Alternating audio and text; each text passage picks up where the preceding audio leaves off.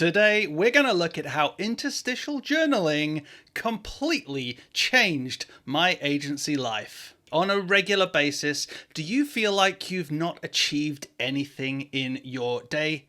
Do you struggle to feel motivated and just feel frustrated that you are not achieving your goals? Wouldn't you love it if you could feel accomplished at the end of every day, be laser focused and know exactly what you are working on, and get closer to achieving those goals on a daily basis? Hey, my name is Lee Matthew Jackson. I'm the host of Trailblazer FM and co-founder of Temple Outpost, and today we're on a mission to share with you the benefits of interstitial journaling. Back in the day in my agency, I was the worst for being disorganized.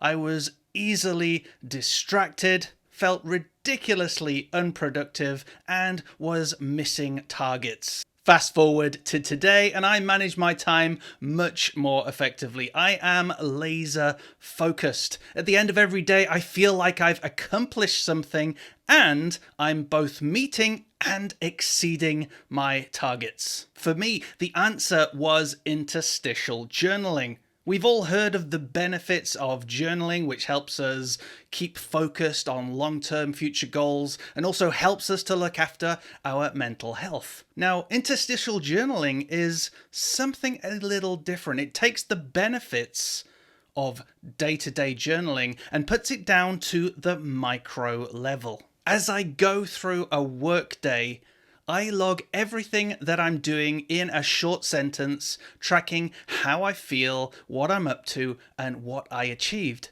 This micro journaling is a perfect feedback loop. It reminds me that I am achieving things. It keeps me laser focused and allows me to review my time and make far better decisions with what I'm doing. Let's take a look at exactly how I journal my day. Here we are in Hypernote, which is the tool I use for my day-to-day journaling. Let's take a quick look through my day so far. We can see here at 9 a.m. I had a management meeting, and that was a fantastic experience. I had a really good, honest chat and absolutely felt like a load was lifted. I've recorded how I felt in order to remind me how well that meeting went. You can imagine, can't you? If I'd have journaled that maybe at the very end of the day, that feeling may have been lost in the messiness of the rest of my day. So when I was writing that down at 10, I felt phenomenal. At 10 o'clock, I told myself I'm gonna now focus on my admin. I knew I had a whole lot of things on my plate and some new admin from that management meeting, so I noted what I was doing down at 10 a.m.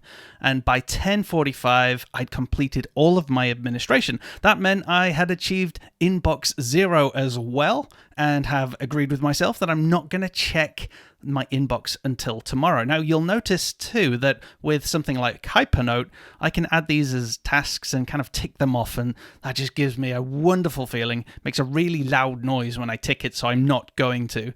But you can imagine it makes me feel great. You can see here at 11 o'clock, I did lose a little bit of focus for a few minutes, but then decided to reset my brain and focus on writing out the framework for a few upcoming videos on YouTube. By 11:45, I'd done that, which was a great feeling. So that's just 45 minutes of work, and I'd laid out 4 different videos using the Hilda framework. So that ensured I was covering all of the essential elements of the videos that I need to cover. 12 o'clock, obviously, was my break. And then I did a whole load of setup at 1 for this and the video on-screen recordings that I've been doing. And at 3:15, I was recording. So let's just go in here, and I'm going to add a new line. And in this system, if I put /time and press enter, that gives me the exact time I'm typing. So that's super useful when I'm going through my day-to-day. I don't have to type in the timestamp. And let me write down what I did. So, and as if by magic, it's appeared in front of us. I've recorded the front of camera piece, which you'll have no doubt watched before this. And now I'm recording this. What a great example. During this, though, I might be writing how I feel, maybe writing down some thoughts or ideas for the future. And if I do come up with any ideas, I can write them as I go. Let's just take a look here. If I put /task, I could now set myself another task from this. Perhaps I need to review my audio levels or something like that. Maybe I had a problem when I was recording this, and I can create that now as a task that will appear in my task list here, which is super useful. And then I can reference this in other future daily journals and eventually close that off when I'm happy. That is as simple as it gets, just writing down either what you've done or what you're going to do in little snippets throughout the day, giving yourself a little bit of feedback, bit of negative if you have to, hopefully mainly positive, and it allows you to be your own champion, as it were, throughout the day and keep you focused. The great thing about interstitial journaling is it's so easy to achieve. All I need to do is spend a minute writing a sentence about what I've been up to. Not like sitting down at the end of a day and trying to remember everything and do a deep dive journal post. This is something I can do as I go. It's a small, achievable action. It's a great feedback loop, and it helps me to feel good as an agency owner and as a part of the team.